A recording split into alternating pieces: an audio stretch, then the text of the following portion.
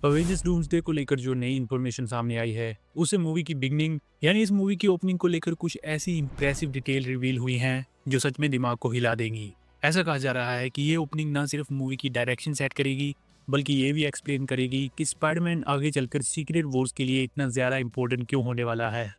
साथ ही ये भी साफ होगा कि पूरे मल्टीवर्स के ग्रैंड फिनाले की तैयारी कैसे की जा रही है, जिसे अल्टीमेट या फाइनल इनकर्जन कहा जा रहा है। सो अगले कुछ मिनट्स के लिए हमारे साथ बने रहिए, क्योंकि आज हम इन सभी डिटेल्स पे ब्रीफली बात करेंगे। वीडियो के अंत तक बने रहना, क्योंकि this is going to be very interesting. और हाँ, हमेशा की तरह मेरी आपसे रिक्वेस्ट है कि प्लीज़ चैनल को सब्सक्राइब जरूर कर लो, क्योंकि ऐसा करने पर आपका कुछ जाएगा नहीं, बल्कि आपको मिलती रहेंगी ढेर सारी interesting videos. Alright, Avengers doomsday की बिगनिंग के बारे में बात करते हैं, क्योंकि पिछले कुछ घंटों से सबसे ज़्यादा डिस्कशन इसी टॉपिक पर हो रहा है। ये सब कुछ शुरू हुआ जॉन कैम्पेया के एक लेटेस्ट शो के एपिसोड से।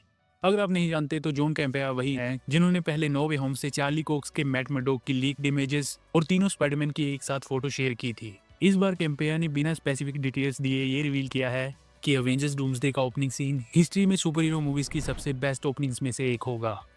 ये भी कहा गया है कि कई सीन्स इतने मैसिव हैं कि लोग खुद नहीं समझ पा रहे कि मार्वल स्टूडियोज ने इतने सारे कैरेक्टर्स और इतने बड़े स्केल को कैसे मैनेज कर लिया।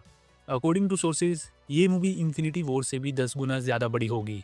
और यहीं से स्पेकुलेशन शुरू हो जाती हैं कि आखिरकार इस ओपनिंग सीन में ऐसा क्या दिखाया जाएगा।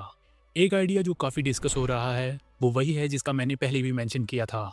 एक मैसिव सीक्वेंस जिसमें डॉक्टर डूम और उसके फॉलोअर्स गैंग वेरिएंट्स के अगेंस्ट एक कोलिजियम में फाइट करते हुए दिखाए जाए। सो ऐसा करने पे नथानियल रिचर्ड्स यानी गैंग का चैप्टर पूरी तरह क्लोज हो जाएगा और मूवी की स्टोरी पूरी तरह डूम पर फोकस कर पाएगी। इस सीन के लिए जोनाथन मेजर्स की ज़रूरत भी नहीं पड़ेगी, क्योंकि गैंग वेरिएंट्स के चेहरे दिखाने की भी ज़रूरत नहीं होगी।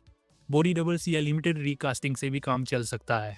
इसी टॉपिक से जुड़ी एक और interesting information insider James Mack ने शेयर की। उनके मुताबिक डूम के साथ एक पूरी टीम होगी जो बिल्कुल उसी की तरह आर्मर और केप पहने होगी। इस ग्रुप में हमें 2 फीमेल कैरेक्टर्स देखने को मिलेंगी और एक कैरेक्टर ऐसा होगा जो हल्क जैसा दिखता है, लेकिन ये डॉक्टर डूम की तरह ड्रेस्ड होगा। अभी ये क्लियर नहीं है कि विक्टर वॉन डूम के वेरिएंट्स हैं या नहीं, लेकिन ज़्यादा चांस यही है कि ये दूसरे कैरेक्टर्स के वेरिएंट्स हैं जिन्होंने डूम का आर्मर अडॉप्ट किया है, बिल्कुल कॉमिक्स में ब्लैक स्वॉन्स की तरह। सो अगर ये रिपोर्ट सही निकलती है तो ये टोल और मस्कुलर कैरेक्टर एक हल्क वेरिएंट हो सकता है, जिसे कॉमिक्स में मेस्ट्रो कहा जाता है। पहले मैंने स्टीव रोजर्स और पैगी कार्टर की फाइट को लेकर र्यूमर्स बताए थे, बट नाउ हमें लगता है कि ये वही कैप्टन कार्टर नहीं होगी जिसे हम जानते हैं। ये पैगी का कोई वेरिएंट हो सकता है, या कोई ऐसा कैरेक्टर जो दिखने में पैगी जैसा हो और डूम की टीम में शामिल हो चुका हो। मे भी ऐसा भी हो सकता है कि ये कैप्टन कार्टर का एक ऐसा वर्जन हो जिसने ओवाटू द वॉचर को छोड़कर विक्टर वॉन डूम का साथ चुन लिया हो। अवेंजर्स डूम्सडे की दूसरी ओपनिंग ये हो सकती है कि मूवी सीधे विक्टर वॉन डूम का ओरिजिन दिखाए। एमसीयू में अब तक डूम के बैकग्राउंड के बारे में हमें ऑफिशियली कुछ भी रिवील नहीं किया गया। मार्वल स्टूडियोज शुरुआत में ही एस्टेब्लिश कर सकता है कि विक्टर किस यूनिवर्स से आता है, चाहे वो अर्थ 828 हो या मल्टीवर्स की कोई और रियलिटी। इस ओपनिंग में उसका फैमिली बैकग्राउंड, उनके साथ क्या हुआ और डूम को कैप्टन अमेरिका और उन कैरेक्टर से पर्सनल हेट्रेड क्यों है जिन्होंने मल्टीवर्स को डिस्टेबलाइज किया, ये सब दिखाया जा सकता है। खासकर अर्थ 616 जो ज़्यादातर मल्टीवर्सल केओस का सेंटर लगता है। लेकिन सबसे ज़्यादा इंटरेस्टिंग हो जाता है तीसरा ऑप्शन, क्योंकि इसमें डायरेक्टली टोबी मैगवायर का स्पाइडरमैन इन्वॉल्व्ड है। काफ़ी ट्रस्टेड इनसाइडर्स जो रिलायबल माने जाते हैं, उनके according Spiderman definitely Avengers doomsday में दिखेगा। लेकिन ये टॉम हॉलैंड का स्पाइडरमैन नहीं होगा, ये टोबी मैगवायर वाला स्पाइडरमैन होगा। हम जानते हैं कि अवेंजर्स डूम्सडे का मेन फोकस इनकर्जन्स पर होगा जो मल्टीवर्स को ख़त्म करने वाले हैं। अर्थ 616 और एक्समैन यूनिवर्स के बीच फाइनल कोलिजन होने वाला है। इसके साथ साथ सोनी यूनिवर्स, जिसमें वैनम, मैडम वेब और क्रेवन जैसे कैरेक्टर्स हैं, देन एंड्रू गारफील्ड का स्पाइडरमैन यूनिवर्स, और इसके अलावा इसमें इल्यूमिनाटी यूनिवर्स भी इन्वॉल्व होगा। Story telling point of view से ये कुछ रियलिटीज़ को एलिमिनेट करने का कन्वीनियंट तरीका है। मल्टीवर्स ऑफ मैडनेस वाली इल्यूमिनाटी यूनिवर्स यानी अर्थ 838 को पहले ही डिस्ट्रॉयड दिखाया जा सकता है। इसके अलावा सोनी अपनी स्पाइडरमैन फ्रेंचाइज को रिबूट करना चाहता है, तो इन्हीं इनकर्जन्स का इस्तेमाल करके वो ये कह सकते हैं कि उनका यूनिवर्स इरेज हो गया। कॉमिक्स की तरह जब यूनिवर्सेस कोलाइड करते हैं तो या तो सब कुछ डिस्ट्रॉय होता है या सिर्फ इन यूनिवर्सेस में एक ही बचता है। सो शायद हमें अवेंजर्स डूम्सडे में दिखाया जाए कि एक यूनिवर्स को बचाने के लिए दूसरों का ख़त्म होना ज़रूरी है। और यहीं से सबसे शॉकिंग र्यूमर सामने आता है। नेक्रोरोटिक्स आउटलेट के मुताबिक यूनिवर्स 10005 यानी एक्समैन यूनिवर्स टोबी मैगवायर के स्पाइडरमैन यूनिवर्स पर इन्वेड करता हुआ दिखेगा। ऐसा बताया जा रहा है कि मूवी के ओपनिंग में एक्समैन और टोबी के स्पाइडरमैन के बीच फाइट दिखाई जाएगी, जिसमें हम देखेंगे कि डॉक्टर ऑक्टोपस स्पाइडरमैन की हेल्प करेगा और एंड में स्पाइडरमैन और डॉक ओक दोनों मर जाएंगे और ये यूनिवर्स पूरी तरह डिस्ट्रॉय हो जाएगा। इसे सुनकर काफी सवाल उठते हैं, लेकिन इनका जवाब नो वे होम से जुड़ा है। उस मूवी में विलेंस को क्योर करके उन्हें उसी मोमेंट पर भेजा गया था जहां से वो आए थे। डॉक्टर ऑक्टोपस को स्पाइडरमैन 2 में मरने से ठीक पहले वापस भेजा गया था, लेकिन पूरी तरह ठीक करके।